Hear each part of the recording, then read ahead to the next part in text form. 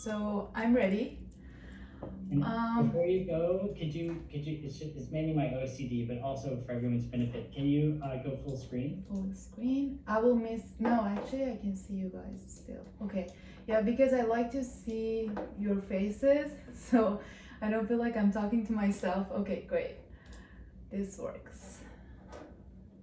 Okay.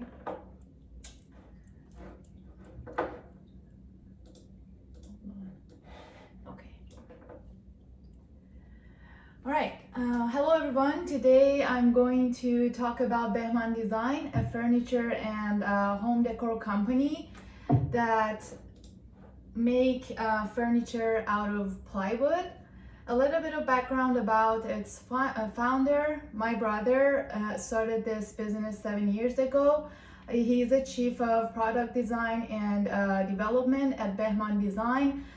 His golden rule throughout his career was to think about possibilities, understand what and how it could be improved, and endeavor to make it happen.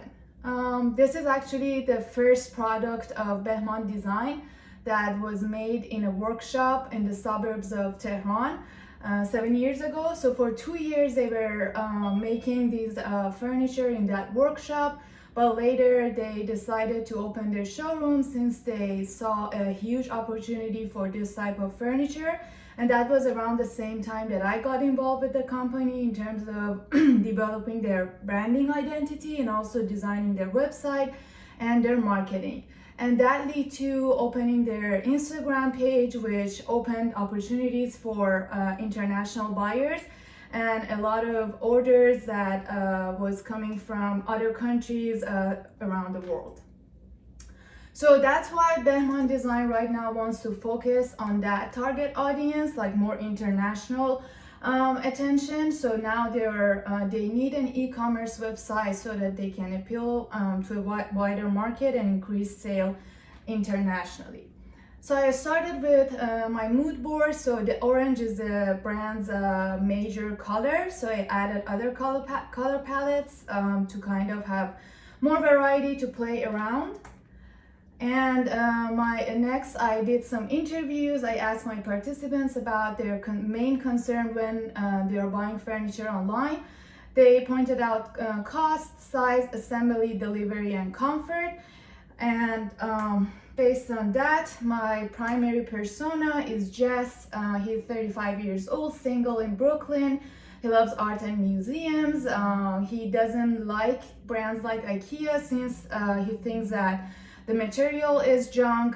He usually starts with mood boards and then starts from the end kind of and try to find the most economical way to make that mood board happen.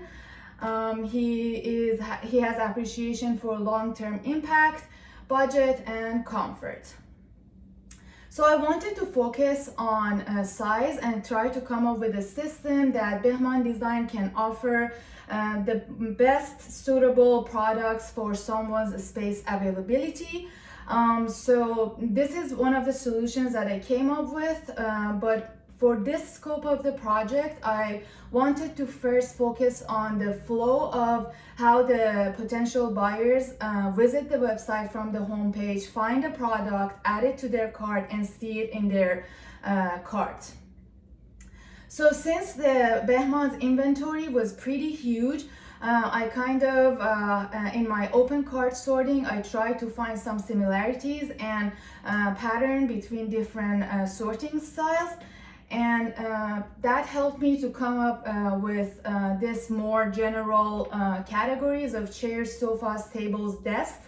This is not everything, but for this scope of this phase of the project, I just wanted to focus on this elements. My closed cart sorting for now is not that helpful for me, but I'm going to use the data that I gathered for future since I have a very good insight about each of the products of Behman Design, how the users kind of categorize them. So in my sketches and mid-fi wireframes, most of the time I only focus on the layout and the hierarchy of the information. And then I wanted to focus on the product cards. As you can see, by hovering over them, they can see the products in action, and after overviewing them, they will see an overview of their card. But this is a more thorough and complete version of the same card with more information. This is the high fidelity wires that you can see the products in the layout. And this is the page that I was talking about that focuses on the size specifier that users like Jess, when they are trying to make their mood board, they can use this feature, put their size in, and based on the specific dimensions, Behman will offer them the products that goes well with their specific space. In my usability testing, my version 1 was a disaster. So a lot of people couldn't even finish the task. So 53% only was the success rate. So I changed some of this stuff and I boosted that up to 86%. And I'm going to improve the usability testing. There is a lot of room for that, and also work on that size specifier, high fidelity wireframes. So, and this is the homepage of my website. So the users can go to the gifts in the main navigation bar. They find this Tetra bar stool pretty interesting. They click on it. They want to buy it. They see some of the features. They can take a look at the different angles of the product, add it to the cart. They see it is in their cart, but they're like, oh, we want to explore more. So they go back to explore the rest of this stuff on Behman Design. And that's it. I'll be glad to answer any questions you have.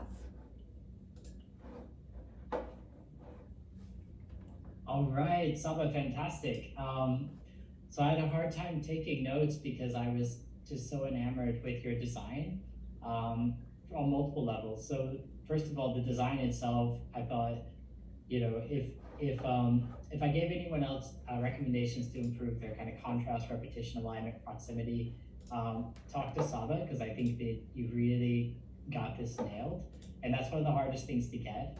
But I think you have a natural eye for aesthetics and knowing kind of when to use white space to give your content room to breathe.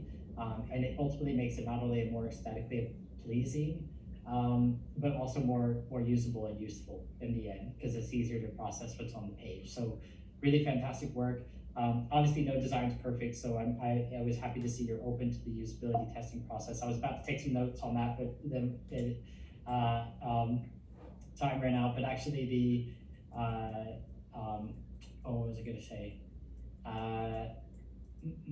The other reason why I was distracted is just I want all of the things. Like, I think that I am, you demonstrate a thorough and nuanced understanding of your persona, but I think I basically am Jess.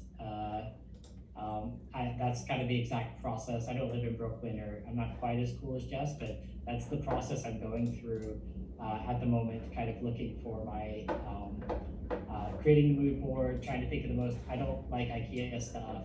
I'm not against IKEA, but I just don't want to fill my house. I don't mind the odd IKEA piece. But I just want something that feels like it's made of a noble material and not, so like I love birch ply because it's kind of a mix between a flexible material, but it doesn't feel quite as soulless as like the laminate stuff. And I'm so sensitive to that. My other half doesn't care. She's a scientist. She's doesn't And work. very lightweighted. That's amazing about plywood. Yeah, it's firm very but light. Yeah, and so anyway, so I'll talk to you later. Anyways, I'm done. Christy, what do you think? Very well done. Good job, Saba. Oh my gosh, +1 to Jess. Jess is very, very relatable. I love the mood board, the palette that you showed talking us through it. The eye catching of the insides of your card sorting is so good because it's easy to read and digest. And I know that I used the popular picks there. I think there's one that shows highlights of, it's a different type of matrix, which is kind of interesting to use. It gives you more detail on your closed card sort, I believe.